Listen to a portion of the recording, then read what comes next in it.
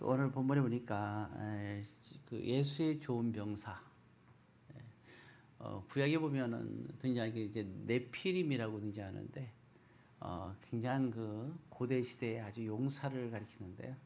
그는 세상에서 이제 믿지 않는 사람과 믿는 사람과 같이 합해서 낳은 자녀, DNA가 아주 뛰어난 자녀를 네피림이라고 하는데 뛰어난 용사를 말하는데 그거는 세상의 용사를 말하는 거죠. 근데 정말 하나님께서 원하는 것은 예수의 좋은 병사를 원한다 하는 겁니다. 그래서 병사는 이렇게 세상에서 인정하는 용사와 좋은 용사와 또 예수님의 좋은 병사로 우리가 구분할 수 있다 생각합니다. 근데 먼저 보게 되면 여기 그 1절에 보게 되면 일단 용사는 어디냐? 분명히 얘기한 것은 있어요. 1절에 보게 되면 이렇게 나와 있죠. 우리 2장 1절을 다시 한번 읽겠습니다. 내 아들아, 그러므로 너는 그리스도 예수 안에 있는 은혜 가운데서 강하고, 그렇죠? 강한 사람이 돼야 됩니다. 좋은 병사는 강해야 돼요. 병사가 약하면 되겠습니까? 곤란하죠, 상당히. 우리가 오합지졸이란 말이 있잖아요. 이게 오합하고 지졸이 되면 안 되겠죠. 우리가 강한 병사가 된다. 근데 그러려면 그리스도 예수 안에는 은혜가 있어야 돼요. 그래서 은혜가 있어야 우리가 또 강해질 수가 있는 거거든요. 그렇다고 뭐 은혜가 있다고 또 강해지는 건 아니지만 또 이렇게 강해질 수 있으려면 은혜가 있어야 된다. 목이 마른 사람은 갈증을 느끼면 오래 못 걸어요. 그렇지만 우리가 물을 풍성하게 먹고 걸을 때는 그래도 견딜 수 있는 것처럼 마치 우리는 그 은혜 가운데서 강할 수 있어야 된다 하는 겁니다. 자, 그러면 오늘은 예수의 좋은 병사라고 했대. 이제 그래서 강해야 된다 하는 겁니다. 우리가 모두가 다 같이 여기 있는 사람들은 십자가의 은혜를 깨달은 사람들만 이 자리에 앉아 있겠죠. 그래서 이미 은혜는 충분하다 생각합니다. 그렇잖아요. 그럼 이제 우리는 주님의 십자가 은혜 속에 이 자리에 있다면 그 은혜를 우리가 알 수 있잖아요. 그래서 우리는 우리가 하나님께 우리가 무엇을 하는 것보다 더 큰 은혜를 우리가 예수님께 은혜를 받았다 하는 것을 우리는 생각할 수 있어야 됩니다. 만약에 예수님께 받은 은혜가 내가 지금 신앙생활하는 걸 비교했을 때, 내 신앙생활이 예수님께 받은 은혜보다 내 신앙생활이 더 대단하다. 이런 분들은 오늘 설교가 참 어려울 수가 있어요. 그렇지만 내가 신앙생활하는 것보다 예수님의 십자가의 은혜가 나에게 준 은혜가 더 크다. 사도 바울은 그랬어요. 나는 날마다 빚진 자라 그랬어요. 왜냐하면 예수님의 십자가 은혜가 너무 크기 때문에 내 생애를 통틀어서 나는 갚을 길이 없구나 그런 거거든요. 그래서 오늘 우리는 스스로 생각해 봐야 돼요. 나는 과연 예수님의 십자가 은혜가 내 신앙생활보다 더 크다고 생각하는가? 이것이 믿음의 첫 출발이 되는 거예요. 그래서 거듭난 사람들은 여기서 시작되는 거죠. 예수님의 십자가의 은혜를 모르는 사람은 아무것도 우리가 신앙생활에 우리의 출발이 될 수 없었다 생각할 수가 있습니다. 자, 그러면 이제 이와 같이 그런 전제 조건을 분명히 두고, 이 전제 조건이 되게 중요한 거예요. 그건 가장 기본적인 걸로 두고, 자, 그럼 예수의 은혜가 가장 크다고 생각하는 저와 여러분들은 이제는 강할 수 있어요. 주님의 은혜가 별거 아니다 그러면 난 강해질 수가 없어요. 예수의 은혜가 크다면 강해질 수 있습니다. 좋은 명사는 여기 보니까 강하라 그랬죠. 강해야 된다. 그럼 어떻게 강해야 될까? 그래서 이 강한 그 좋은 병사를 저는 어떻게 보냐면 욥기에서 욥을 뽑았습니다. 동방의 의인 욥에게서부터 이제 뽑게 돼서 이제 욥기를 통해서 왜 이분이 좋은 병사인가를 또 이렇게 서로 몇 가지 종류를 나누고 보겠는데 네 가지 정도로 보고 싶습니다. 하나는 염려에 관한 얘기예요. 우리가 근심과 염려하지 마라. 염려를 극복할 수 있는 신앙. 두 번째는 화목을 이룬 신앙. 세 번째는 이제 변론, 변증을 하지 않는 신앙. 그리고 네 번째는 또한 화평을 이룬 신앙. 이 네 가지 신앙. 이 네 가지의 욥기를 통해서 우리가 볼 때 이 네 가지를 갖고 있는 사람이 참 예수의 좋은 병사다 하는 것을 또 우리가 살펴볼 수가 있습니다. 그래서 우리가 일단 보게 되면 욥기서의 말씀으로 이제 우리는 다시 넘어가도록 하겠는데 욥기서 38장 36절로 보도 빨리 찾는 분들은 보도록 하겠는데요. 구약 성경 800페이지입니다. 구약 성경 800페이지. 욥기서 38장 보겠습니다. 39절을 먼저 우리가 읽도록 하겠습니다. 다 같이 39절을 읽습니다. 내가 사자를 위하여 먹이를 사냥하겠느냐? 젊은 사자의 시욕을 채우겠느냐? 하나님이 욥에게 묻는 겁니다. 젊은 사자의 시욕을 네가 채워줄 수 있냐? 그런 얘기거든요. 그 다음에 또 나오는 말이 41절에 이렇게 그 밑에 보면 41절에 이렇게 얘기합니다. 같이 했습니다. 까마귀 새끼가 하나님을 향하여 부르짖으며 먹을 것이 없어서 허우적거릴 때 그것을 위하여 먹이를 마련히가 누구냐? 오늘 이 말씀은 한마디로 사자의 먹이, 젊은 사자의 시욕에 젊은 사자, 배가 고파서 견딜 수 없는 사자를 식이 왕성한 사자를 얘기하죠. 까마귀 새끼라는데 공중의 새를 말하는 거죠. 먹을 것이 없어서 허우적거릴 때라 그랬어요. 그럴 때 이 먹이를 누가 채워주겠느냐 하는 얘기거든요. 우리가 잘 안 대로 마태복음 6장에 보게 되면 이런 말씀이 나오잖아요. 마태복음 6장에 이 까마귀 새끼 얘기할 때 예수님께서 친히 하신 말씀이 나와요. 보게 되면 우리가 잘 아는 말씀이지만 이제 욥기서를 보게 될 텐데 마태복음 6장 25, 26절은 잠깐 빨리 찾는 분들만 보도록 하겠습니다.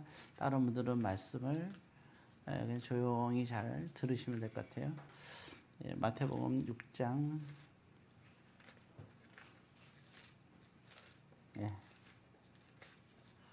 마태복음 6장 25절, 26절에 보면 이렇게 나와 있죠. 자, 25절 같이 읽습니다.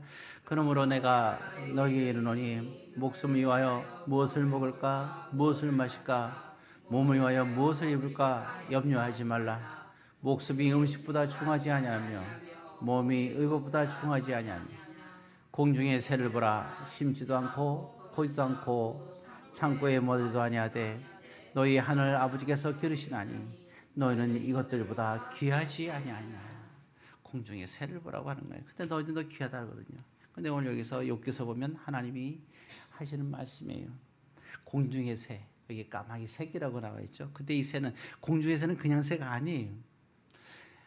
여기 보면 예수님께서 하신 말씀은 마태복음 6장에서 하신 말씀의 공중의 새 26절에 새는 여기 하나님이 욥에게 한 말씀과 똑같아요. 여기서 38장 40절에 자 까마귀의 새끼가 있는데 근데 그는 먹을 것이 없어 하나님 향하여 부르짖고 있다. 까마귀가 하나님께 부르짖고 있다는 거. 배가 고프다고 허우적거리는 그때 먹이를 마련하는 이는 누구냐? 하나님이시라는 거. 하물며 너희일까 보냐. 그러니까 너희들은 염려하지 말라. 여러분 일용할 양식을 위해서 염려하지 마십시오. 염려를 하게 되면 우리가 강해질 수가 없어요. 하나님께 최선을 다해 하나님께 맡기시면서 살아야 됩니다. 그래서 일단 염려가 있으면 우리가 강한 좋은 예수의 병사 될 수가 없다 하는 겁니다. 그래서 그 모든 것을 하나님께 맡기는 그러한 우리가 생각이 된다. 그래서 염려가 없는 신앙이 먼저 중요하다 하는 겁니다. 그리고 두 번째, 그래서 욥기를 통해서 우리가 볼 건데요. 두 번째 대한 것은 화목입니다. 화목에 대한 건데요. 욥기서 지금 보고 있는데 거기 40장, 욥기서 40장입니다. 그래서 욥기서를 볼 거예요. 여기서 40장 11절입니다. 구약 성경 802페이지. 구약 성경 보게 되면 802페이지 욥기서 40장 11절입니다. 같이 읽겠습니다.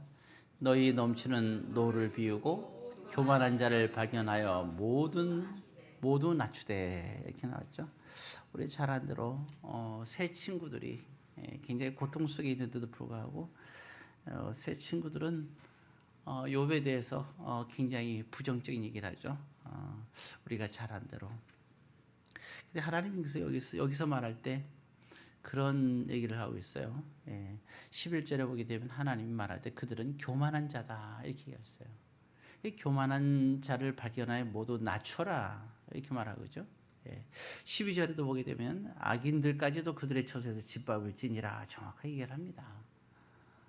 그렇게 얘기를 하지만 근데 여기서 중요한 말이 하나가 있어요. 그건 뭐냐면 근데 여기서 이 부분에서 그렇게 하되 단 지금 새 친구에 대해서 욥이 하는 행동을 보면서 한 가지 문제점을 제시하고 있다. 다 좋은데 너가 하는 거 다 좋은데 한 가지 문제점을 얘기하고 있어요. 11절에 거기 앞부분에 보면 그렇게 너희 넘치는 무엇을 비우고 노를 비워라. 그래서 보게 되면 화를 내는 걸 얘기하는 겁니다. 우리 욥기서 지금 계속 보고 있어요. 욥에서 하나님께서 그러니까 하나님께서 좋은 병사가 되기 위한 것을 강해하라 그랬잖아요. 그거에 대한 것을 요소를 지금 우리가 욥기서 통해서 살펴보고 있는 거예요. 화를 노가 노내는 거 화내는 거잖아요. 화내는 것을 하지 마라. 다 좋아 네가 하는 것이 네 말고 맞고 다 맞아. 그런데 한 가지 너의 문제점이 있었어. 그게 뭐냐면 넌 화를 내고 있다는 거야. 그들에게 화를 내고 있는데 그 화를 멈춰야지. 그러니까 언어는 두 가지 언어가 있어요. 하나는 우리가 말하는 말의 언어가 있고 하나는 우리가 마음속에 가슴속의 언어가 있어요. 가슴속에. 어떤 가슴으로 얘기하냐가 중요한 거예요.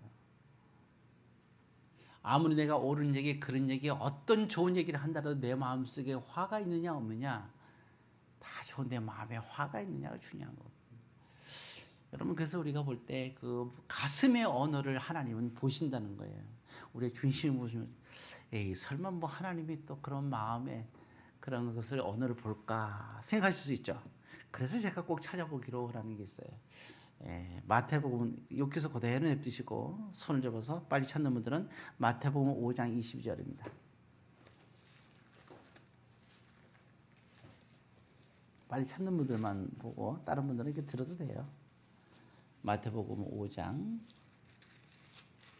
페이지는 얘기 안 할 겁니다. 5장 22절. 그래서 보게 되면 24절까지 쭉 나오는데 5장 22절을 같이 있습니다. 나는 너에게 이르노니 형제에게 노하는 자마다 심판을 받게 되고 형제를 내어 나가라 하는 자는 공회에 잡히게 되고 미련한 놈이 한 자는 지옥불에 들어가게 되리라. 여러분 화내는 사람 지옥불에 들어간대요. 예수님께서 말씀하셨어요. 이거 어떡할 거예요? 이게? 아니에요? 맞습니다. 그래서 마음에 이게 화를 내는데 어떻게 마음에 화를 내면 안 돼요. 하나님이 욥에게 할 때 네 마음속에 다 좋아 네 말이. 근데 네 마음속에 화가 있잖아. 왜 네 마음속에 화를 가지고 얘기를 하느냐 거죠. 그럴 수 있잖아요. 화가 있으면 이렇게 있잖아요. 화가 있으면 많은 얘기를 하게 돼요. 근데 사실 내가 화가 없다 그러면 가슴속에 화가 없다면 아무리 말도 우리가 해야 될 거 하지 말을 말이 구별이 돼요. 마치 우리가 그 뭐 이렇게 곡식을 걷어갖고 체에다가 올려놓고 막 이렇게 하면 어떻게 돼요? 그 무슨 이제 여러 가지 뭐 이렇게 걸리는 것들은 이게 걸리고 그 밑으로는 알맹이만 내려가잖아요. 그렇게 되는 건가? 하여튼 뭔지 모르겠지만 하여간 뭔가 걸러지는 게 있을 거 아니에요. 필터라는 것처럼 필터가 뭔가 이게 걸러지는 게 있을 거 아니에요. 그런 것처럼 어떤 그런 부분인데 근데 지금 이게 우리 마음속에 화가 있으면 걸러지는 게 없어요. 그래서 보게 되면 가끔도 얘기를 하지만 말을 부드럽게 하는 사람 그리고 언제나 이렇게 그러니까 성질 내면서 크게 화를 내는 사람 이런 사람 무섭지 않아요. 근데 화를 내지 않고 얘기하는 사람이 무서워요. 왜냐하면 그 속에 화를 품고 얘기하는 사람인데 절대로 큰 소리 내지 않으면서 말하는 사람들이 정말 무서운 거거든요. 왠지 무서워 보이네 여러분들이. 이렇게 그래서 마음속에 있는 것들이 굉장히 중요합니다. 그래서 여러분들의 넘치는 화를 비웠어야지. 예수님께서 그렇게 하나님이 욥에게 그 얘기를 하고 있는 거고. 그리고 오늘 여기 본문에 보았듯이 마태복음 5장에 보면은 우리가 5장 22절 우리가 봤잖아요. 이게 얼마나 심각한 일인가를 얘기하고 있어요. 마음속에 분노를 품으냐. 그러니까 예수 믿는 사람들은 마음속에 분노가 있으면 안 돼요. 여러분들은 아마 없었을 거예요, 그죠? 근데 저는 있었거든요. 예. 마음속에 분노가 있었어요. 욱하고 올 때가 있거든요. 이게. 욱하고 올 때 이 마음속에 분노를 멈춰야 되는 거예요. 이게 지워야 돼요. 그래서 보게 되면 있잖아요. 마음속에 욱한 게 있을 때 언제 지우라 그랬어요? 예, 그날 욱하면 그날 저녁 6시에. 어떤 분들은 그래요. 내가 그럼 저녁 7시에 화가 났으면 어떡합니까? 그런데요. 예. 자관 그래도 잠을 자기 전에는 화를 다스리고 자야 됩니다. 예, 우리가 화가 나는 것은 당연한 게 아니에요. 화를 다스릴 수 있는 자가 돼야 돼요. 그래서 우리는 날마다 어때요? 우리는 날마다 새롭게 돼야 됩니다. 왜냐하면 누구든지 그리스도 안에 있으면 새로운 피조물이 되는 거거든요. 이전 것은 지났기 때문이죠. 우리는 과거를 부르면 안 돼요. 그래서 우리는 인생의 지우개가 필요해요. 왜냐하면 과거의 삶 속에서 우리가 어떤 그런 부정적인 건 다 지울 수가 있어야 돼요. 언젠가 제가 얘기를 했잖아요. 볼 때 얘기하게 되면 간혹가다 그런 거 있대요. 보게 되면 내가 기억하고 싶은 거, 기억하고 싶지 않은 게 있는데 또 자연적으로 되는 게 있죠. 어떤 사람에 대해서 다 내가 싫어하는 사람에서 보게 되면 그 사람의 모든 마음만 먹으면 진짜 그 사람이 잘못한 행동을 다 기억할 수가 있어요. 심지어는 조사하게 되면 나를 만나기 전에 과거까지 다 나쁜 점을 다 모아놓을 수 있어요. 언제든지 공략할 수 있어요. 화가 나면 언제든지. 예. 우리 말다툼하기도 항상 그렇잖아요. 근데 지금 당장 뭐 어떤 한 가지 사건으로 내가 화가 났어. 근데 그래서 서로 다투면 져요. 왜 지냐? 저는 늘 지게 돼 있어요. 왜냐하면 저는 과거에 그 사람이 잘못했던 걸 갖다 얘기하고 싶지는 않아요. 왜냐하면 그거는 우리가 거듭난 사람이 할 짓이 아니잖아요. 거듭난 사람은 지금 마음에 상한 게 있으면 그 얘기를 하는 거예요. 과거는 지웠기 때문에. 안 그래요? 지금 얘기하는 거예요. 그리고 또 한 가지 중요한 거는 그 사람이 큰 결점이 있을 때 문득 그런 생각이 들어요. 딱 이럴 때 요 한마디만 하면 저 사람이 완전히 가슴에 칼이 뽑혀 죽겠구나. 꼼짝없이. 그러면 그 말을 쓸 수가 없어요. 그럴 수가 없잖아요. 칼을 쓸 수가 없는 거예요. 예. 차라리 내가 한 대 맞는 게 낫지. 그거 찌르고 때려서 뭐 하겠어요. 오른밤을 때리면 넌 두세 대를 때려라 했으니 그러지 않았잖아요. 왼밤을 대라는 건 뭐예요? 맞으라는 얘기예요. 예수님도 찔림을 예수님이 왜 찔림을 당했어요? 우리의 허물 때문이에요. 예. 그래서 예수님은 늘 우리의 허물 때문에 예수님 찔림을 당하는 분이에요. 이와 같이 너희도 내가 널 사랑하라 했잖아요. 그는 찔림을 당했어요. 예수님 때문에 찔림 당한 게 아니에요. 저와 여러분 때문에 찔림을 당한 거예요. 근데 우리한테 보복하질 않아요. 내가 너 때문에 찔림을 당했다니까? 한 번도 여러분들 기도할 때 그런 걸 물으셨나요? 예수님이 찾아오셔갖고 막 우리를 패우고 그랬나요? 아니잖아요. 예수님은 우리의 허물을 그냥 담으셨어요. 이렇게 너희도 서로 사랑하라. 그랬더니 한 사람이 예수께 따집니다. 눈에는 눈, 이에는 이라고 모세가 얘기했는데 그래야 되지 않습니까? 아니, 70번 읽어보지도 용서해. 오리를 가자면 10리를 차라리 가고. 그게 뭐예요? 그거는 그냥 그분의 소리가 씻어내는 자가 될 수 있어야 되는 거예요. 그리고 그 사람의 가장 큰 약점, 우리는 잘 알 수 있어요. 똑똑한 사람들은 잘 알 수 있어요. 무슨 얘기를 하면 그 사람이 상처를 받을지, 무슨 얘기를 하면 그 사람이 곤장한지 알고 있어요. 근데 그 말을 쓸 수는 없는 거잖아요. 이제 운동의 고수들이 있어요. 적어도 7단 이상 되는 사람들 있잖아요. 어떤 운동이든 그러면 어떤 운동에도 다 고수가 되잖아요. 그 사람들은 싸움을 못 해요. 그 사람들 싸움하면 져요. 왜 질까요? 그 사람들 위에는 손만 뻗으면 급수만 때리게 돼 있어요. 때리면 갈비뼈가 부러지거나 죽거나 한단 말이에요. 기절하거나 한 주먹에. 그러니까 어떻게 해요? 때리지부터 맨날 맞기만 하는 거예요. 급수를 알기 때문에 못 싸우는 거고 못 되는 거예요. 맞기만 하는 거 똑같은 거예요. 여러분 우리가 예수의 좋은 병사들은요. 바로 그런 거예요. 우리는 어떤 무기가 있을 때 쓰게 되면 상대가 상처받고 쓰러진 걸 알기 때문에 우리는 쓸 수가 없는 거예요. 그게 우리 신앙의 좋은 병사는 믿음의 고수가 될 수가 있어요. 내 이 한마디가 나는 어떻게 될 것인가? 가슴에 넘치는 나의 가슴의 화를 우리가 표현하는 것은 위험한 거예요.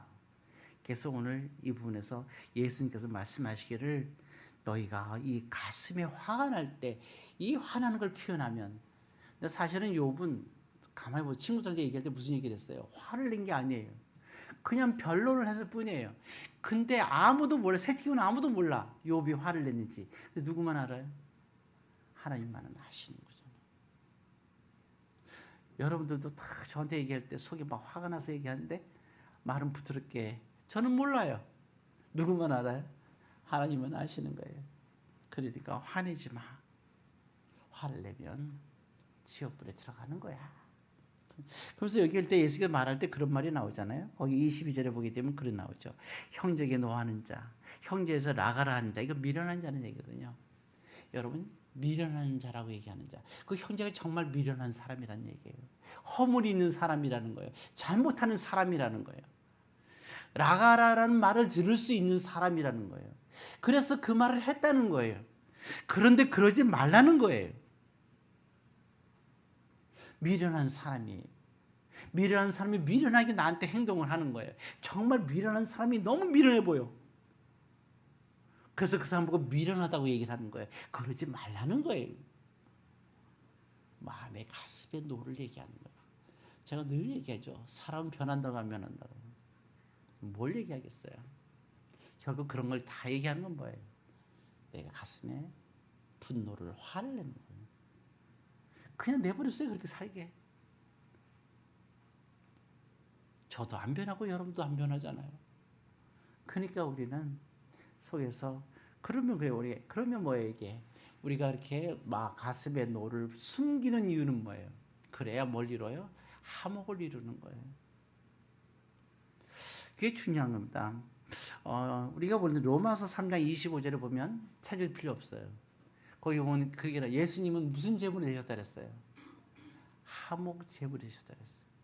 허물이 많고 미련하고, 그리고 감히 우리가 하나님 앞에 설 수도 없는 그러한 존재들이, 요한복음 8장에 보면 가늠한 여인이 나오는데 모두 둘러싸은 사람들은 가늠한 여인과 똑같은 정말 벌레 같은 인간들이고, 그 무리엔 저와 여러분도 같이 서 있는 거 아니에요. 누가 누굴 이렇게 해요? 너희 눈 속에 있는 들보는 보지 못하고 왜 남의 있는 티끌만 보냐 그러잖아요. 예수님이 마태복음 7장에. 그러니까 멈춰, 스탑. 한마디 하면 100마디, 수천 마디가 우리 가슴에 들어오는 거예요. 우리의 미련한 걸 통해서, 우리의 허물을 향해서. 그러니까 우리 자신은 내가 미련하구나.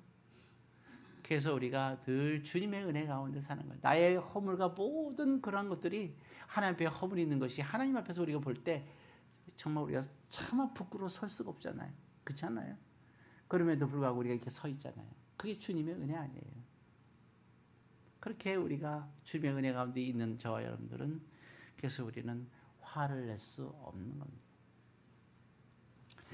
그래서 예수님도 화목제물이 됐을지 우리도 화목제물이 되는 거예요. 화목케 하는 자, 그런 사람들을 하나님의 자녀라고 일컫는다 하는 것을 생각해요. 강한 사람은요, 화목을 이룬 사람이에요. 가슴의 노를 지우는 거예요. 가슴에 노가 날 때 가슴의 노를 표현하게 되면 그거는 왜 지옥불에 들어간다고 할까요? 그거는 우리가 마귀의 그 속삭임에 노란한 것이 되기 때문입니다. 자, 그리고 또 한 가지 우리가 생각하게 되면요, 이제 우리가 참 이건 쉽지가 않은 얘기인데요. 변증과 반론을 하는 경우가 있어요. 어떤 누가 얘기하게 되면 막 얘기하잖아요. 욥의 세 친구들이 막 이제 말도 안 되는 얘기를 하니까, 그렇게 하니까 어떻게 돼? 욥은 거기에 대해서 막 반론을 해요. 근데 사실 욥의 얘기가 틀린 게 아니잖아요. 욥의 얘기 틀린 게 아니잖아요. 그죠? 안 그래요? 욥의 얘기가 뭐가 틀렸어요? 지금 욥은 아들이 7명이 죽고 딸이 3명이 죽고 온몸에 피부병이 끔찍한 게 들어가지고 얼마나 심하게 들었는지 다 곪아가지고 거기서 벌레들이 막 기어다니고 너무 고통스러우니까 기와장으로 막 긁어갖고 긁으니까 고름이 나오고 벌레가 나오고 피가 흐르고 피고름이 흐르는 이런 끔찍한 상황이 있으니까 다른 건 견뎌도 이건 못 견디겠는 거예요. 냄새도 나고. 그래서 그 아내가 저주하면서 떠나는 거잖아요. 그렇게 사랑했던 아내가 떠나는 거예요. 그토록 사랑했던 아내도 이건 견디지 못하고 떠나는 거예요. 그런 가운데 고통 속에 있는데 그런 고통 속에 있는 거잖아요. 자녀를 죽고 보냈는데 우리 그러잖아요. 자녀가 죽으면 가슴에 묻는다고. 그렇잖아요. 부모의 가슴에 이렇게 묻는 거예요. 자녀들은 참 한심한 거예요. 부모의 가슴에 몰라. 철딱서니들이 없어. 부모가 죽어야 알아. 그죠? 우리가 망할 놈들. 근데 그게 꼭 망한다는 뜻은 아니에요. 참 답답한 거죠. 부모의 사랑을 몰라 자식들이. 부모의 가슴이 어떤지를 모르는 거예요. 어찌됐든 그런데 이 10명의 아들과 딸들이 죽으니까 참 여러분이 욥의 심령이 어떻겠어요? 생일이 돌아올 때마다 잔치했던 욥. 그때마다 욥이 얼마나 울었을까요? 그냥 아무렇지도 않다. 주신 자도 하나님이시고 가진 자도 하나님이시라고 얘기했어요. 그러니까 마치 욥이 아무 슬픔이 없는 것 같으세요? 욥이 우리와 똑같은 사람이에요. 피부칠. 그러니까 그게 다 죽은 거예요. 자녀들이 하루아침에 날마다 피눈물을 흘리지 않겠어요? 우리 지난번에 그 사고 났을 때 그때 뭐 배에서 이렇게 사고 났을 때 얼마나 부모들이 죽고 뭐 최상병이 그 있을 때 그 죽었을 때 얼마나 그 부모가 가슴을 치면서 지금도 있어요. 부모 심리가 그런 거예요. 근데 욥의 심리는 안 그렇겠어요? 내 아들 딸 10명이 죽었단 말이에요. 사랑하던. 그리고 그토록 사랑했던 아내가 그렇게 떠나갔을 때 참 뭐 이루 말할 수가 없잖아. 그죠? 떠난 님을 보내는 욥의 마음은 이 슬픔은 이루 말할 수가 없는 거예요. 근데 새 친구는 찾아와서 이 모든 것은 너가 잘못해서 그렇다는 거예요. 욥은 아니라는 거예요. 내가 잘못해서 이런 일이 일어난 게 아니라는 거예요. 하나님 앞에서 하나님께서 하신 일은 맞아요. 그죠? 거기까지는 욥도 인정해요. 그러나 내가 범죄해서 이런 일이 생긴 건 아니라고 욥은 얘기하고 있는 거예요. 난 하나님 옆에 부끄러움이 없다는 거예요. 근데도 친구들은 끝까지 얘기를 하는 거예요. 그래서 안 그렇다고 끝까지 변론하는 것이 욥기서에 나오는 거예요.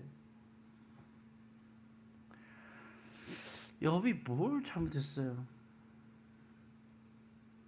그렇죠? 자, 그런데 욥기서 우리가 이제 보게 되면 이런 말을 하나님께서 하시는데요. 40장 8절입니다. 40장 8절에 이렇게 얘기를 해요. 자, 한번 보겠습니다. 7절과 8절을 한번 있습니다. 너는 대장부처럼 허리를 묶고 내가 내게 묻겠으니 내게 대답할지라.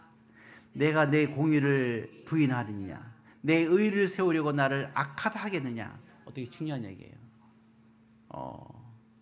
하나님께서 말씀하시기를 하나님께서 나의 공의, 하나님의 공의, 나의 공의를 너가 부인하겠느냐? 내 의를 세우려고, 그러니까 욥이가 말이에요. 욥아, 너의 의를 세우려고 너는 나를 악하다고 하겠느냐? 이렇게 얘기를 하는 거예요. 갑자기 왜 이런 말씀을 하실까? 근데 이런 말씀을 하셨어요. 이 말씀을 딱 하니까 좀 어려운 부분이지만 욥은 42장 3절에 이렇게 얘기합니다. 자, 3절을 볼 때 굉장히 중요한 얘기를 해요. 사실 좀 어렵고 깊은 깨달음이긴 하지만 한번 보도록 하겠습니다. 3절을 읽겠습니다. 무지한 말로 이치를 가린 자가 누구이니까? 나는 깨닫지도 못한 일을 말하였고 스스로 알 수도 없고 헤아리기도 어려운 일을 말하였나이다. 4절 내가 말하겠사오니 주는 들으시고 내가 주께 묻겠사오니 주여 내게 알게 하소서. 그 다음에 6절에 최종 결론적으로 그럽니다. 6절 있습니다. 그러면 내가 스스로 거두어드리고 티끌과 제 가운데서 회개하나이다.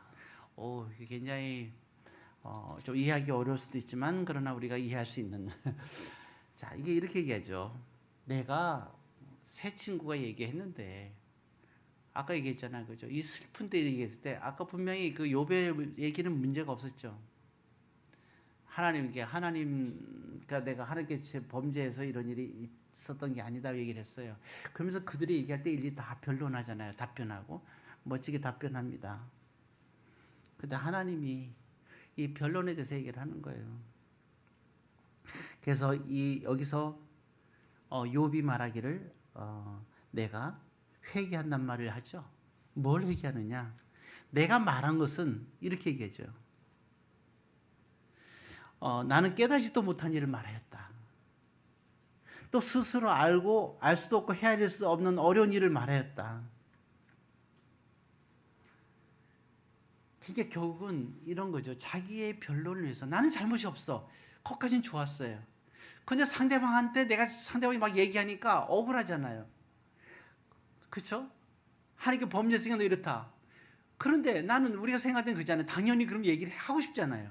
그래서 욥을 한 거예요. 아니야 라고 얘기를 막 한 거예요. 그러면서 이런 얘기 저런 얘기를 한 거예요. 뭘 얘기를 한 거예요?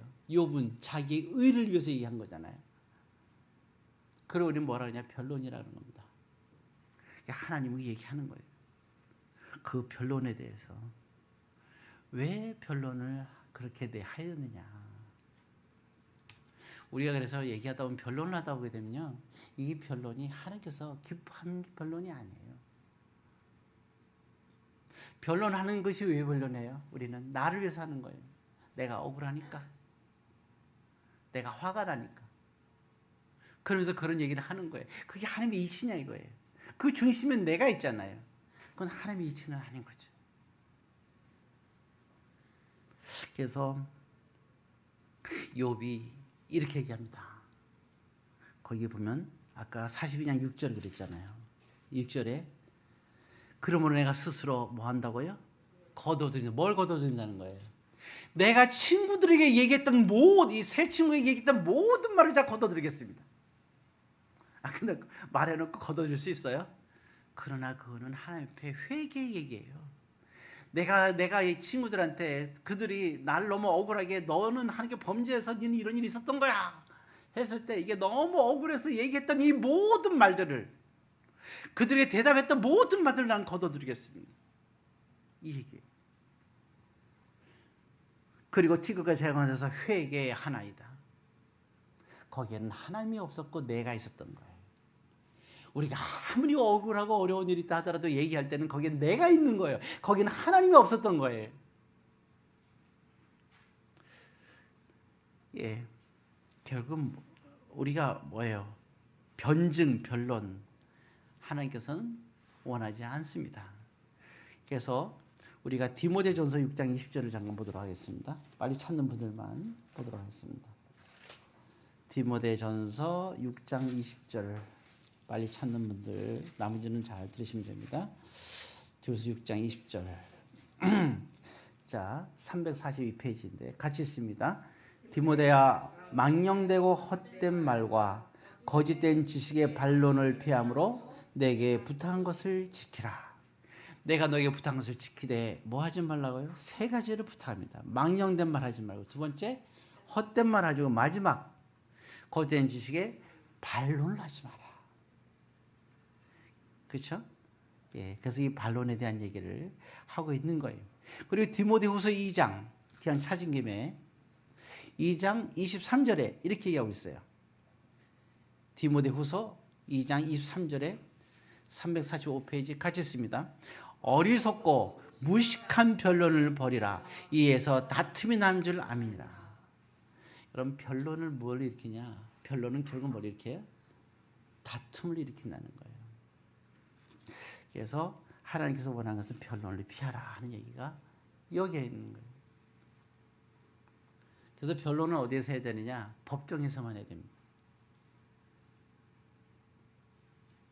그래서 우리가 모든 것들은 하나님 옆에서 해결돼야 되는 문제들이라 생각하는 거예요. 자, 그리고 이제 마지막에 화평인데 오늘 보면은 제가 네 가지 말씀드렸죠. 우선 오늘 오전에 나눈 말씀 첫 번째 뭐라고요? 뭐 하지 말라고요? 좋은 명사는 염려하지 마라. 무엇을 그 염려하다 보면요 주님 앞에 똑바로 신앙생활을 할 수가 없어요. 욕심내다 보게 되면 신앙생활에 문제가 됩니다. 하나하나 더 욕심을 한 푼 한 푼 더 욕심내다 보면 주님 앞에 나갈 수가 없어요. 두 번째는 뭡니까? 가슴 속에 노를 비워라. 어떤 원인이 있던 어떤 억울함이 있던 가슴 속에 노를 비워야 됩니다. 마지막 세 번째는 우리가 뭐 하지 말자? 변론을 하지 말자. 그래서 이단들하고도 변론하는 걸 하나님께서는 원하지 않습니다. 내가 뭔가 저들을 개종시키겠다. 그러지 마세요. 그냥 그렇게 살게 내버려주세요. 이렇게 하지 않도록. 자, 오늘은 이렇게 세 가지 하고 오후에는 또 화평에 대한 얘기를 마무리하도록 그렇게 하겠습니다. 기도하겠습니다. 사랑의 아버지 하나님, 오늘 주신 말씀을 통해서 우리가 예수의 좋은 병사가 다 되게 하여 주옵소서. 예수님의 이름으로 기도드리옵나이다.